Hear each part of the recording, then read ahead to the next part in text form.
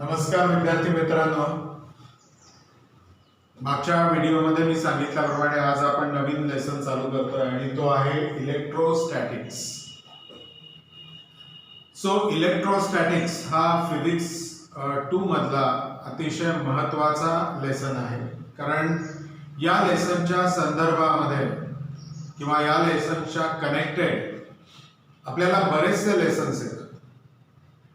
आणि इलेक्ट्रिक म्हणजे तुम्ही इंजिनिअरिंगला जेव्हा जाता तेव्हा जर इलेक्ट्रिक घेतलं, पॉवर ब्रँच घेतली, इलेक्ट्रिकल किंवा इलेक्ट्रॉनिक्स घेतलं, इलेक्ट्रॉनिक्स ही पॉवर ब्रँच नाही आहे, पण अशा सँडविच बॅचेस जर तुम्ही घेतल्या तर तुम्हाला प्रत्येकच वेळेस इलेक्ट्रोस्टॅटिक्स हा लेसन जो आहे तो तुम्हाला स्टडी करावा लागणार आहे. ॲडव्हान्स प्रत्येक वेळेस तुम्हाला ॲडव्हान्स मध्येच.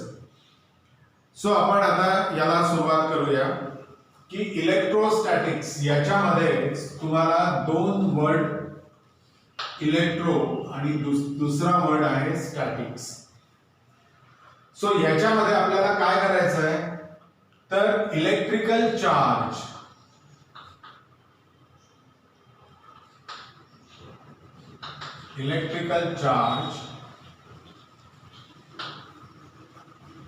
की जो स्टॅटिक आहे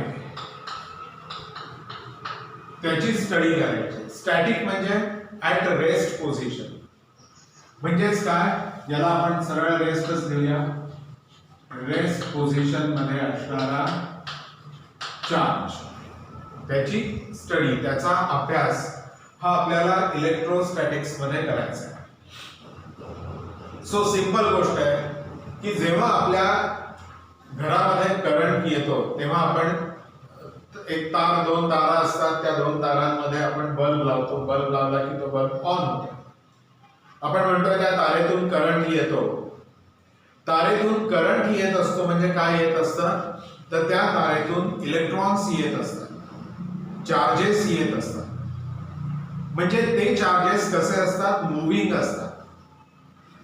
आपल्याला फक्त अभ्यास या चॅप्टर मध्ये करायचा आहे की जे चार्जेस हे रेस्ट पोझिशन मध्ये असतात फक्त त्यांचा अभ्यास करायचा. कारण सगळ्यात पहिल्यांदा आपल्याला जो चार्ज प्रकार बघायला मिळाला तो रेस्ट मध्येच होता आणि मग आपण त्याला मूव्ह केलं, मग त्याला आपण रन केलं आणि रन करून मग आपण त्याच्यापासून इलेक्ट्रिक करंट मिळवला. बेसिक गोष्ट ही आपल्याला कशाशी निगडीत आहे तर ती आहे चार्ज हा रेस्ट पोझिशन मध्ये जेव्हा असतो तेव्हा त्याच्याशी ती निगडीत असते. आणि मग आपण त्याला वेगवेगळ्या पद्धतीने मूव्ह करण्याचा प्रयत्न करतो आणि मूव्ह केल्यानंतर कशा पद्धतीने आपल्याला करंट मिळतो, मग त्या करंटचं आपण कसं वेगवेगळ्या एनर्जीज मध्ये आपण कन्व्हर्जन करत असतो, तो पार्ट जो आहे तो आपण पुढे बघूया.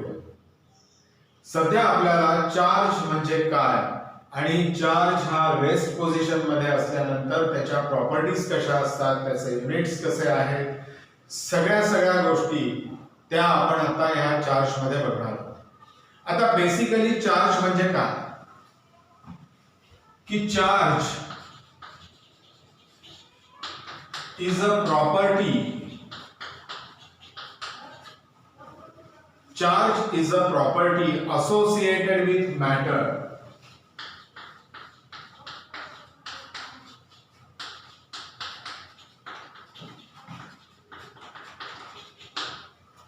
Associated with matter.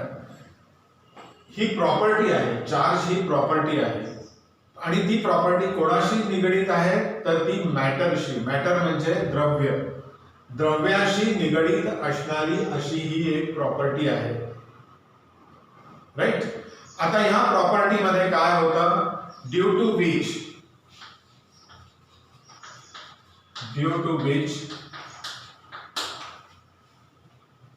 it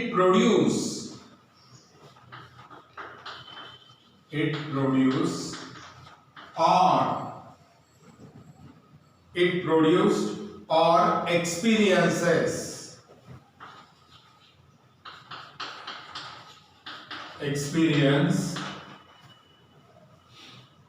electrical and magnetic effect. Electrical and magnetic effect. So हा चार्जचं डेफिनेशन आहे. आणि हे जर नीट आपल्याला लक्षात आलं ना तर मग चार्ज हा चॅप्टरच खूप छान आणि इझी वाटायला लागतो. So charge is a property associated with matter. हे तर मी तुम्हाला आता एक्सप्लेन करून सांगितलं. ड्यू टू विच, त्याच्यामुळे काय होतं, it can produce electrical and magnetic effect, किंवा it can experience electrical and magnetic effect. म्हणजे आता आपल्याकडे हा एक चार्ज असेल आणि हा चार्ज दुसरा एक चार्ज आहे, असे दोन चार्जेस आहेत. मग हे दोन चार्जेस काय करतात, एकमेकांवर आपला इफेक्ट टाकतात. म्हणजे मी जेव्हा हा चार्ज कन्सिडर करतो तेव्हा हा याच्यावर देखील काय करत असतो, इफेक्ट कुठले कुठले इलेक्ट्रिकल आणि मॅग्नेटिक इफेक्ट टाकत असतो याच्यावर. आणि ऍट द सेम टाइम हा चार्ज देखील याच्यावर टाकत असतो.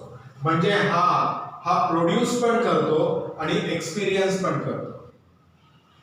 हा चार्ज जर तुम्ही कन्सिडर केला तर हा प्रोड्यूस करेल दुसऱ्यावर आणि एक्सपिरियन्स करेल दुसऱ्याकडून. आणि ह्या पद्धतीने हा बिहेव करत असतो, या पद्धतीने हा वागत असतो. आणि म्हणून याला आपण चार्ज या पद्धतीने त्याची आपण डेफिनेशन तयार केली आहे की charge associated with matter, it produces or experience electrical and magnetic effect. Electrical effect तुम्हाला माहित आहे आणि मॅग्नेटिक इफेक्टही माहित आहे, कारण आपण हे दोन्ही इफेक्ट जे आहेत हे आपण आधीच्या क्लासेसमध्ये शिकलेलो आहोत. इलेक्ट्रिकल इफेक्ट मध्ये रिपल्शन होतं. लाईक चार्जेस काय करतात, एकमेकांना रिपेल करतात. अनलाईक चार्जेस अट्रॅक्ट करतात. तसंच मॅग्नेटिक इफेक्ट मध्ये पण अनलाईक चार्जेस हे अट्रॅक्ट करतात, लाईक चार्जेस रिपेल करतात. सो त्याचा हा इफेक्ट आहे. आता तुम्ही जर कुठलाही एखादं मटेरियल घेतलं तर त्या मटेरियल मध्ये n नंबर ऑफ ॲटम्स असतात. सपोज हे एक मटेरियल घेतलं तुम्ही आणि मटेरियल कुठलं आहे, कंडक्टिंग मटेरियल.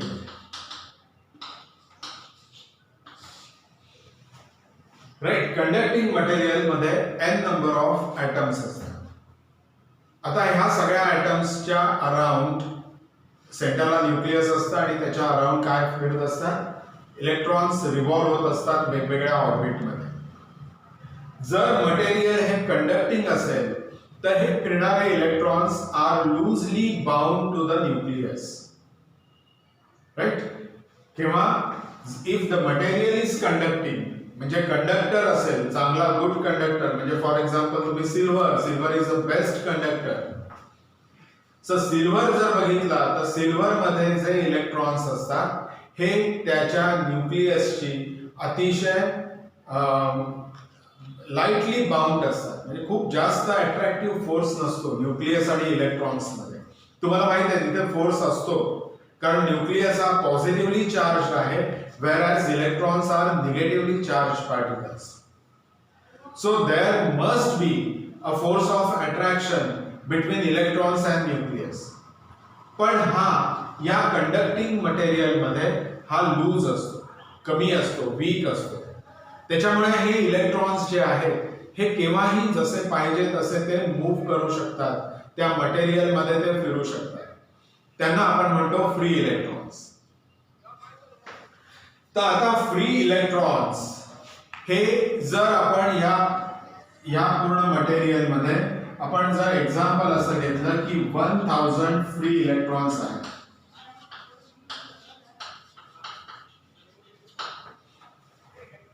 आणि या मटेरियल मधले आपण 500 फ्री इलेक्ट्रॉन्स जे आहेत ते बाहेर मूव्ह केले, बाहेर काढून टाकले. म्हणजे आता इथे किती उरले, 500.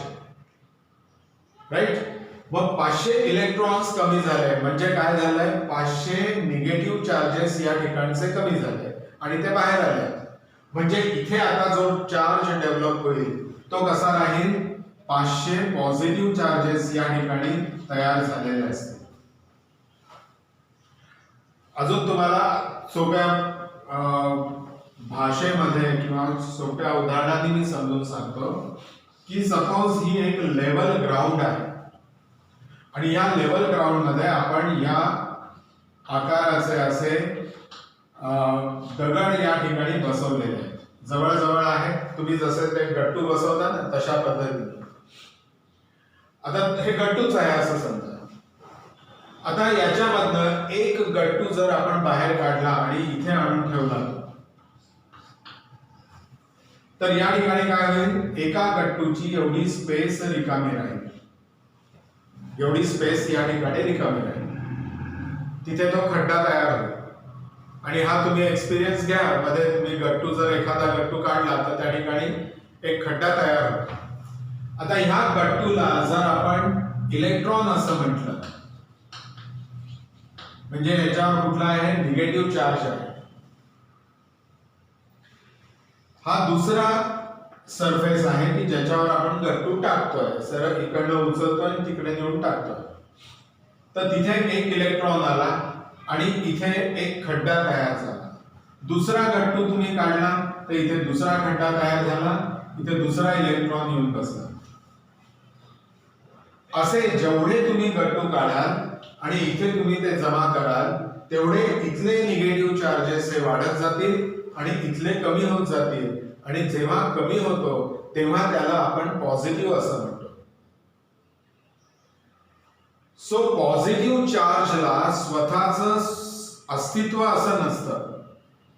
आपण म्हणतो की न्यूक्लियस पॉझिटिव्ह आहे, पण या ठिकाणी हे काय असतं की जिथे इलेक्ट्रॉनची कमतरता असते त्याला आपण पॉझिटिव्ह चार्ज म्हणतो.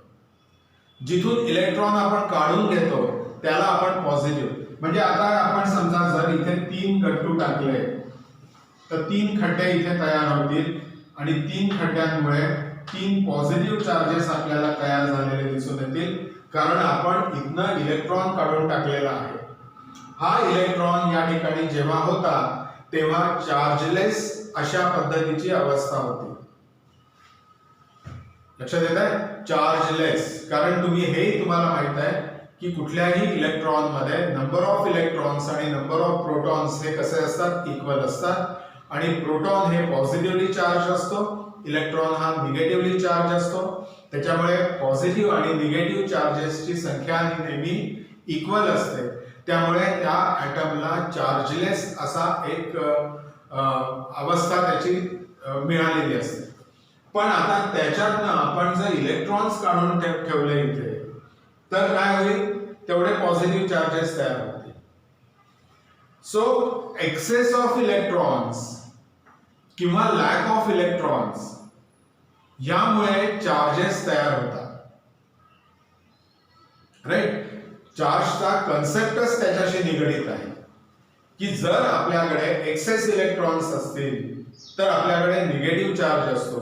जर आपल्याकडेचे इलेक्ट्रॉन्स कमी झाले की आपला चार्ज जो आहे तो पॉझिटिव्ह होत जातो.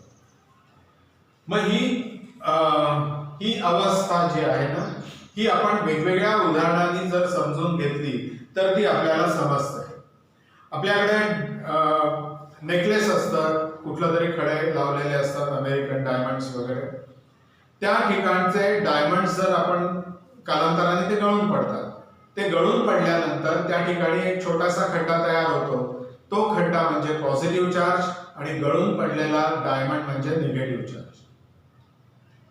मग असे जर 5-50 डायमंड जर गळून पडले तर 5-50 खड्डे तयार होतील, म्हणजे 5-50 पॉझिटिव्ह चार्ज तयार होतील. वेअरएज आपण गळून गेलेले जे डायमंड्स असतात ते 5-50 इलेक्ट्रॉन्स जे आहेत ते बाहेर पडतील. त्या नेकलेस मधनं ते बाहेर पडतात. मग ते आपण दुसऱ्या कुठल्या तरी ऑब्जेक्टवर जर चिटकवले तर तिथे तो निगेटिव्ह चार्ज तयार होतो. सो चार्ज हा या पद्धतीने त्याचा अभ्यास आपल्याला करायला लागतो आणि मग त्याच्यावरनं आपण एक कन्क्लुजन काढू शकतो की चार्ज हे काय आहे. Charge is a concept which is associated with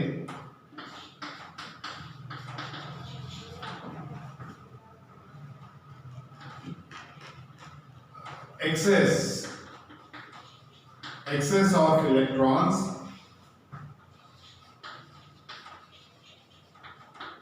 or deficiency of electrons. Deficiency of electrons. Right. आता ह्या चार्ज बद्दल आपण आणखी अधिकाधिक माहिती घ्यायचा प्रयत्न करूया. म्हणजे मग तुम्हाला ते लक्षात येईल की हे काय एक्झॅक्टली प्रकार आहे आणि त्याचा अभ्यास आपल्याला कशा पद्धतीने करायचा. सो यामध्ये सुरुवातीला सगळ्यात आपण एसआय युनिट काय आहे चार्जचं. आणखीन एक जाता जाता ही एक गोष्ट लक्षात ठेवायला तुम्हाला काहीच हरकत नाही की एसआय युनिट मध्ये चार्ज हा आपण फंडामेंटल क्वांटिटी म्हणून यूज करतो. चार्ज इन एसआय सिस्टीम मध्ये charge is a fundamental quantity. Fundamental physical quantity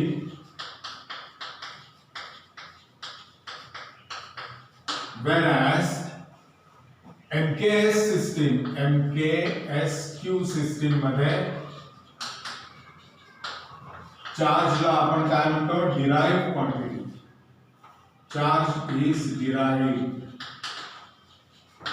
derived physical quantity. हे तुम्ही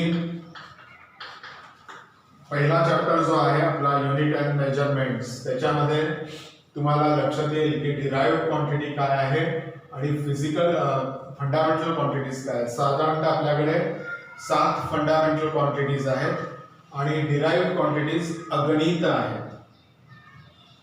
फंडामेंटल क्वांटिटीज पासून वेगवेगळ्या 1, 2 किंवा 3 फंडामेंटल क्वांटिटीज पासून आपल्याला वेगवेगळ्या डिराइव्ड क्वांटिटीज मिळत असतात. ते जेव्हा आपण तो चॅप्टर बघूया तेव्हा आपण ते घेऊया. सो हे एक लक्षात ठेवायचं. आता जर चार्ज हा फंडामेंटल क्वांटिटी म्हणून आपण एसआय युनिट मध्ये आपण त्याचा अभ्यास करतो. आपण जनरली सगळे फॉलो काय करतो एसआय युनिट आणि एमकेएस दोन्ही करतो. पण जास्तीत जास्त आपले सगळे युनिट्स हे कसे असतात एसआय मध्ये असतात. त्याच्यामुळे आपण त्यालाच बघूया. मग त्याला जर आपण बघितलं तर आपल्याला चार्ज हा काय राहील फंडामेंटल क्वांटिटी राहील. आणि चार्ज हा कसा काढला जातो I is equals to Q upon T where Q is charge and T is time. Rate of flow of charge म्हणजेच काय असतो करंट. म्हणजे ह्या चार्जला जेव्हा आपण मूव्ह करायला लागतो किंवा किती चार्जेस एका दिलेल्या वेळामध्ये तुमचे वाहता आहेत त्यावर तुम्हाला करंट अवलंबून असतो. राईट. मग आपण जर Q जर बघितलं तर Q is equals to I into T. मग I हा काय आहे हा एक फॉर्म्युला आपण यूज करू शकतो याच्यावरनं. तर हे दोन्ही फॉर्म्युलाज हे आपल्याला महत्त्वाचे आहेत आणि ह्या दोन्ही फॉर्म्युलाजवरनं आपल्याला याचा तर चार्जही कळेल तुम्हाला. क्यूचा युनिट काय आहे ते कळेल. आयचं युनिट काय असतं एम्पियर आणि टाइमचं सेकंद. म्हणजे याचं युनिट काय आहे चार्जचं AS. राईट. एम्पियर सेकंद हे त्याचं युनिट आहे आणि ह्या युनिटलाच आपण काय म्हणतो कुलोम. कुलोम मध्ये बी चा उच्चार करायचा नाही. कुलोम असा त्याचा प्रोनाउन्सिएशन आहे. बी हे सायलेंट आहे. बरेच जण जे आहेत ते त्याला कुलोंब असं म्हणतात पण बी चा उच्चार करू नका. आता याचे काही कन्व्हर्जन्स फॅक्टर्स पण आपण बघून घेऊया. कन्व्हर्जन्स कसे करायचे असतात याचे. 1 कुलोम इज इक्वल्स टू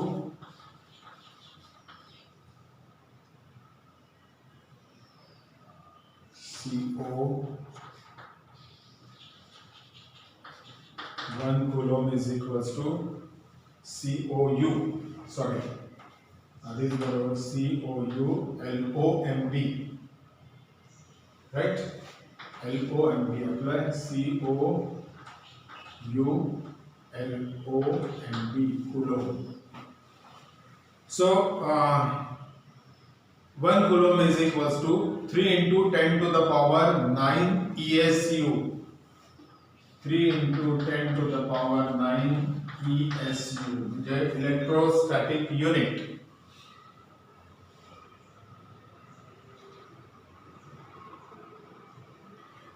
याचा ना चार्ज सगळ्यात लहान युनिट जर बघितलं तर ते फ्रँकलिन आहे, FR, फ्रँकलिन.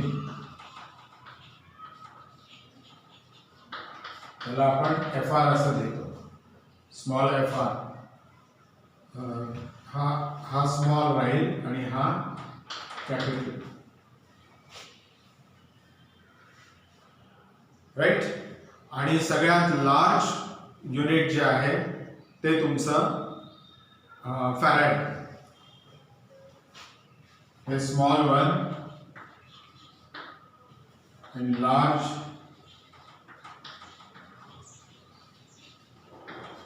farad, right. आता आपण 1 बाय 1 याचे हे सगळं आपलं हे लिहून झालं असेल तुमचं, तर मग आपण त्याचे प्रॉपर्टीज बघूया 1 बाय 1. आणि या प्रॉपर्टीज मध्ये सगळ्यात पहिली प्रॉपर्टी येते charge is scalar quantity.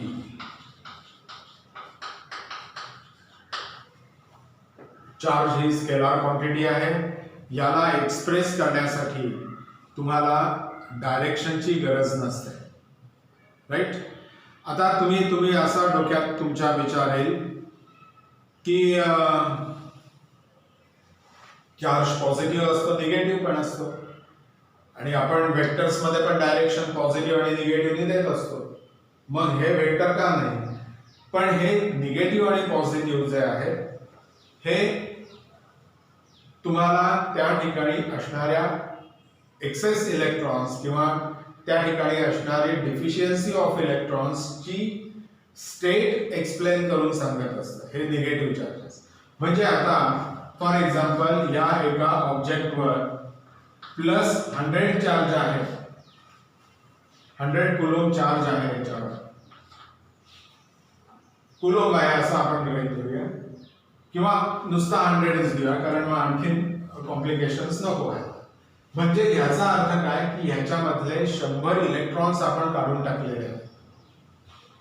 आणि एखाद्या ऑब्जेक्टवर समजा 100 निगेटिव्ह चार्जेस आहेत असं जर आपल्याला कोणी सांगितलं तर आपल्याला काय लक्षात येतं की ह्याच्यावर आपण कुठून तरी बाहेरून 100 इलेक्ट्रॉन्स आणून टाकलेले आहेत.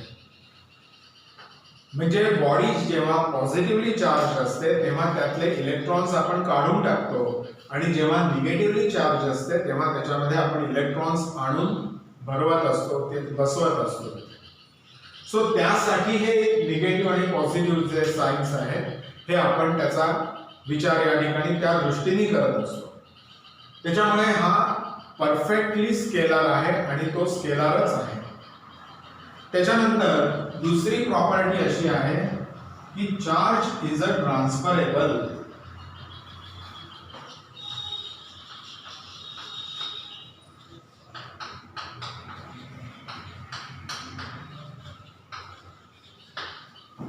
चार्ज इज अ ट्रान्सफरेबल,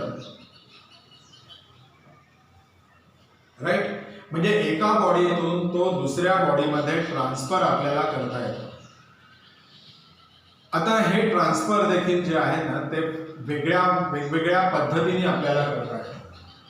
म्हणजे हा एक स्फियर आहे, या स्फियरवर 1000 निगेटिव्ह चार्जेस आहेत, म्हणजे हा निगेटिव्हली चार्ज स्फियर आहे.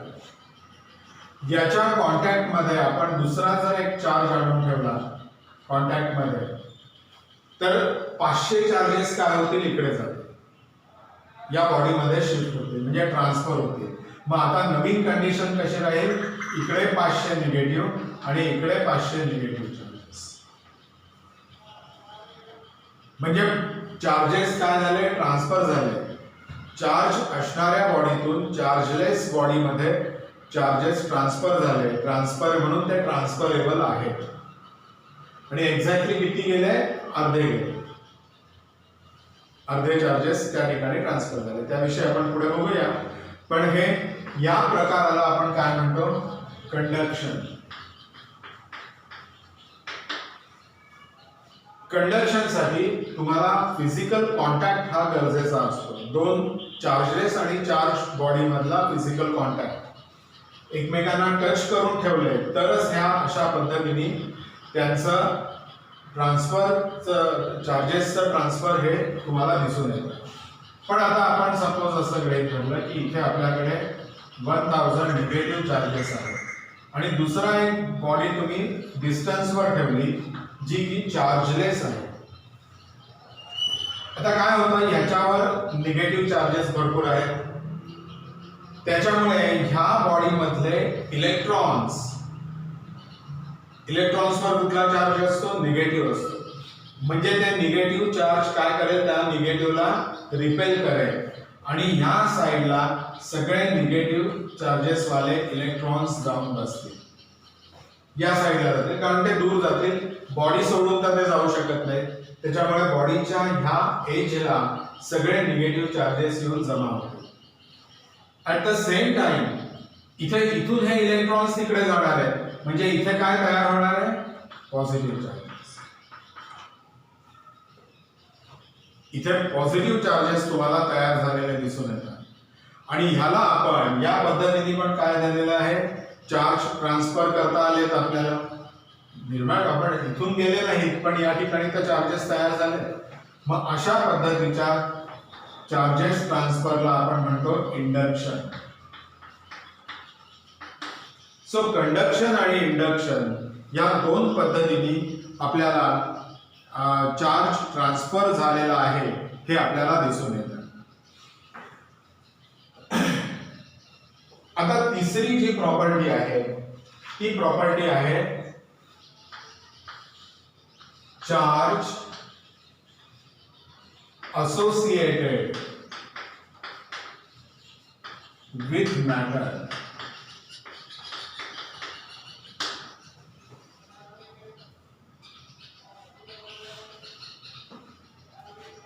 आता ह्याच्यावरनं आपण दोन स्टेटमेंट्स तयार करू शकतो.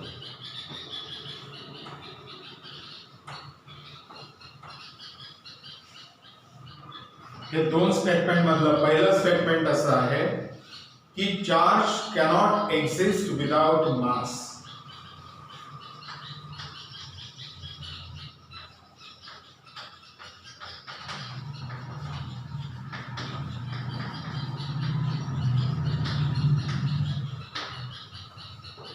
आणि दुसरं सिस्टीम आपण दुसरा एक स्टेटमेंट आपण करू शकतो की mass can exist without charge.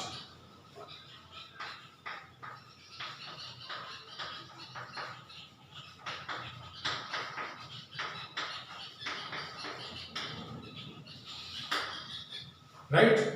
So हे दोन स्टेटमेंटचा जर तुम्हाला अर्थ नीट लक्षात आला तर तुम्हाला चार्ज असोसिएटेड विथ मॅटर वर आधारलेल्या सगळ्या कन्सेप्ट्स या क्लिअरली लक्षात येतील.